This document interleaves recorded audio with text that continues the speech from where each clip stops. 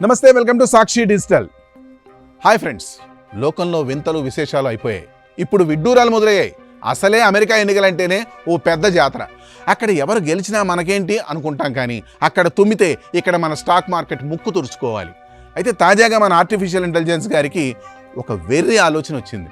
ఒకవేళ Donald Trump, Barack Obama తలపడితే ఎవరు గెలుస్తారు అని ఎవరో అడిగితే మన ఏఐ గారు కూర్చొని లెక్కలు కట్టేసి ఓ రిజల్ట్ అయితే ఇచ్చేశారు. అంటే ప్రస్తుతం ఉన్న బైడెన్ గారిని సైడ్ చేసేసి రిటైర్ అయిపోయిన ఒబామా గారిని మాత్రం మళ్ళీ గోదాలోకి లాగారన్నమాట. ఇది ఎలా ఉందంటే, రిటైర్ అయిపోయిన సచిన్ టెండూల్కర్ని పిలిచి ఇప్పుడున్న బుమ్రా బౌలింగ్లో సిక్సర్లు కొట్టమన్నట్టుంది. సరే, ఏ విశ్లేషణ ప్రకారం ట్రంప్ గారి బలమైన బేస్ అంటే మనం ఏం మాట్లాడినా అది అబద్ధమా నిజమా అని చూడకుండా జేజేలు కొట్టే ఒక బ్యాచ్ అన్నమాట. ట్రంప్ మామ స్టైలే వేరు. అమెరికా ఫస్ట్ అంటారు, కానీ ఆయన కోపం వస్తే ట్విట్టర్ ఫస్ట్ అంటారు.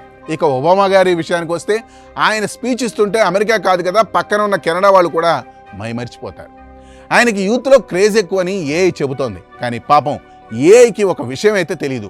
ఒబామా గారు ఇప్పుడు పెన్షన్ తీసుకుంటూ నెట్ఫ్లిక్స్లో డాక్యుమెంటరీలు తీసుకుంటూ చిల్ అవుతున్నారు. ఆయన్ని మళ్ళీ వైట్ హౌస్ పిలిచి ఆ ఫైళ్ళు ఆ గొడవలు చూడమంటే ఆయన ఒప్పుకుంటారా? ఇంకా ఏం చెప్తోందంటే ఎకానమీ విషయంలో ట్రంప్ వైపు మొగ్గు ఉందట. అంటే వ్యాపారవేత్త కదా, పైసల లెక్కలు బాగా తెలుసని ఏఐ ఫీలింగ్. కానీ అదే సోషల్ హార్మనీ విషయంలో మాత్రం ఒబామాకి ఓటేసింది. అంటే దాని అర్థం ఏంటి? డబ్బులు కావాలంటే ట్రంప్ను నమ్ముకోండి, ప్రశాంతత కావాలంటే ఒబామాని నమ్ముకోండి అని. కానీ అమెరికా జనాలకి రెండూ కావాలి. ఇప్పుడున్న పరిస్థితుల్లో జనాలు మాకు ఆ ఇద్దరు వద్దు, మాకు కనీసం సరిగ్గా నడవగలిగే పేర్లు గుర్తుపెట్టుకునే అభ్యర్థి ఉంటే చాలని మొత్తుకుంటున్నారు. ఒకవేళ నిజంగానే వీళ్ళిద్దరు పోటీ పడితే సోషల్ మీడియా ఎలా ఉంటుందో ఊహించండి.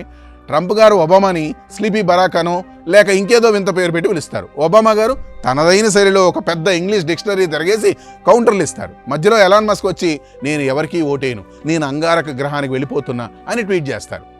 ఏఐకి ఉన్న ఒకే ఒక సౌలభ్యం ఏంటంటే అది మనుషుల ఎమోషన్స్ లెక్కించదు, కేవలం డేటాను చూస్తుంది.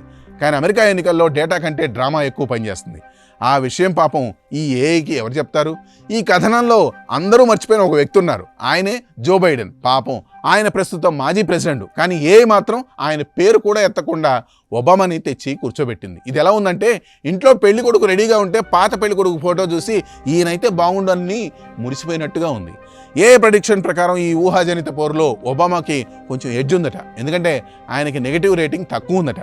ట్రంప్ గారికి అభిమానులు ఎంతమంది ఉన్నారో, ఈయన వద్దు బాబోయ్ అనేవాళ్ళు మాత్రం చాలామంది ఉన్నారు. సో ఫైనల్గా తేలింది ఏంటంటే, ఏ దృష్టిలో పాతకాలపు యుద్ధాలే బాగున్నాయి. ఉన్న వాళ్ళతో ఎలాగో వేగలేకపోతున్నాం, పోనీ లేని వాళ్ళని తెచ్చుకుందాం అనే రేంజ్కి అమెరికా పాలిటిక్స్ వెళ్ళిపోయాయి. అసలు ఎన్నికల్లో ఎవరు గెలుస్తారో అనేది పక్కన పెడితే ఈ ఏ చేసే విశ్లేషణలు మాత్రం మనకు మంచి ఎంటర్టైన్మెంట్ ఇస్తున్నాయి. మరి మీరేమంటారు? ట్రంప్ కావాలా, ఒబామా కావాలా, లేక మన ఊరి సర్పంచ్నేమా? కామెంట్ చేయండి. That's all for today. This is Harikrishna signing off for Sakshi digital.